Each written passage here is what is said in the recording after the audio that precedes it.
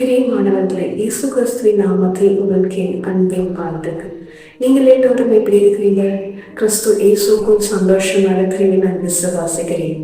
சரி, இந்த நாள்ல கூட தேவனாகிய கர்த்தர் உங்களோடு கூட பேச நினைக்கிற வார்த்தை அது சங்கீதம் 33 5 உங்களுக்காக நான் வாசிக்கிறேன். உம்முடைய கையில் என் ஆவியை ஒப்புவிக்கிறேன்.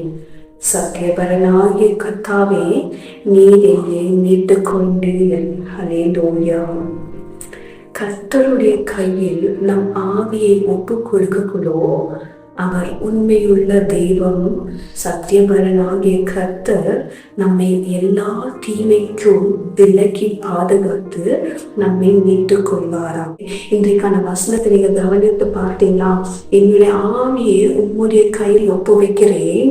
சத்தியபரனாகிய கர்த்தாவே, நீர் என்னை மீட்டுக் கொண்டீர் அப்படின்னு இந்த ஆவியை ஏசப்பா கூட அவருடைய ஆவியை பிதாவை இடத்துல ஒப்புவித்தார்.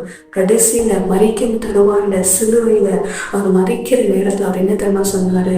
என் ஆவியை உங்களுடைய கைகளில் ஒப்புவிக்கிறேன் அப்படின்னு சொல்லி அந்த சொன்ன மாதத்துல ஏசப்பா முடித்து 3ஆம் நாள்ல பிதாவாகிய தேவன் என்ன தெரியுமா அவருடைய ஆவியை அனுப்பி கிறிஸ்துவை மறைத்தோரிலிருந்து உயிர்ப்பித்தார். பிரியமானவர்களே, இன்றைக்கு உங்களுக்கு மறைத்து கிடக்கிற சூழ்நிலை, மறைத்து கிடக்கிற ஒரு சரீரங்களை உயிர்ப்பிக்க ஏசப்பா போதுமானவராக இருக்கிறாரு. பிதாவாகிய தேவன் போதுமானவராக இருக்கிறாரு. நம்முடைய ஆவியானவரை கொண்டு எல்லாவற்றையும் உயிர்ப்பிப்பார். எந்த சூழ்நிலையில நீங்க முடங்கி கிடந்தாலும் பரவாயில்ல பிரியமானவர்களே, ஏசப்பா உங்களை உயிர்ப்பிக்க அவர் போதுமானவராக இருக்கிறாரு.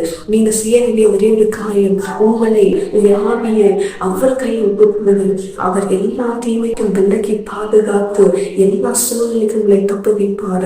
கெஞ்சிகள் சிந்தத்து அநேக ஜனங்களுக்கு வரலாம். ஆனா ஏசப்பா அவர்களை கையில இருந்து உங்களை விடாதபடிக்கு மீட்டுக் கொள்வார். பிரியமானவர்களே, ஒரு வாழ்க்கையில ஏசப்பா செய்வார். எந்த சூழ்நிலை மறைத்து கெடுங்களோ அந்த சூழ்நிலையை உயிர்ப்பிக்க ஏசப்பா போதுமானவராக இருக்கிறாரு. உங்களுடைய ஆவியை அவர் கையில் ஒப்புவிடுங்க.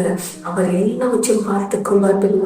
பாருங்க, உலகம் உங்களை கண்டம் பண்ணலாம், ரிஜெக்ட் பண்ணலாம். நான் பிரசங்கிற இயேசு உண்மையுள்ளவர். நான் பிரசங்கிற இயேசு சத்தியம் உள்ளவர். நான் பிரசங்கிற இயேசு நீதி உள்ளவர். நான் பிரசங்கிற இயேசு நியாயம் நிறைந்தவர்.